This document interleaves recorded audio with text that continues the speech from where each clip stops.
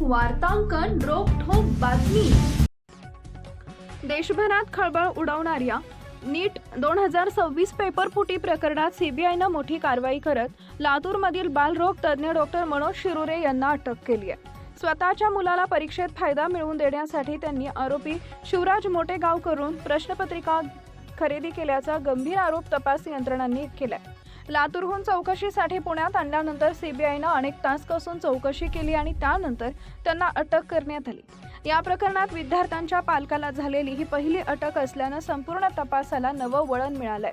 Doctor Manoj Shirure हे लातूरमधील जुना Ausa road परिसरातील सिद्धिविनायक बाल रुग्णालयाचे संचालक आहेत। सीबीआयचे पथक रविवारीपासून लातूरमध्ये तळ ठोकून असून मोटेगावकरांच्या संपर्कातील सर्व संशयितांची चौकशी सुरू आहे। शिरुरे यांच्या रुग्णालयात पोहोचलेल्या अधिकाऱ्यांनी 4.5 तास तपास केला।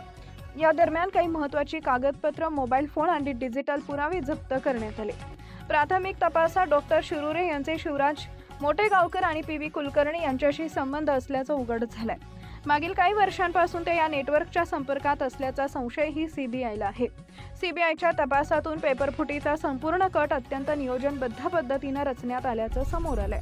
मोटेगावकरांना आपल्या क्लासमधील पीव्ही कुलकर्णी आणि मनीषा मांढरे यांना एनटीएच्या प्रश्नपत्रिका तयार करणाऱ्या पॅनलमध्ये सहभागी करून घेतल्याचा आरोप आहे। कुलकर्णी यांच्याकडे केमिस्ट्री तर मनीषा मांढरे यांच्याकडे बायोलॉजी विषयाची जबाबदारी होती। प्रश्नपत्रिका तयार करतानाच त्यांनी प्रश्न पाठ केले आणि नंतर ते हाताने लिहून मोटेगावकरांकडे पाठवले। त्यानंतर मोटेगावकरांना हे सर्व प्रश्न पीडीएफ स्वरूपात मोबाईलमध्ये साठवून ठेवले। मोटेगावकरांना परीक्षा झाल्यानंतर मोबाईलमधील सर्व माहिती डिलीट करून पुरावे नष्ट करण्याचा प्रयत्न केला होता। मात्र सीबीआयनं तांत्रिक मदतीने तो डेटा पुन्हा मिळवला आणि संपूर्ण जाळं उघडकीस आले। महाराष्ट्रातील महत्त्वाच्या आणि ताज्या बातम्या पाहण्यासाठी आमच्या जय हो न्यूज चॅनलला सबस्क्राईब करा आणि बेल आयकॉन प्रेस करा।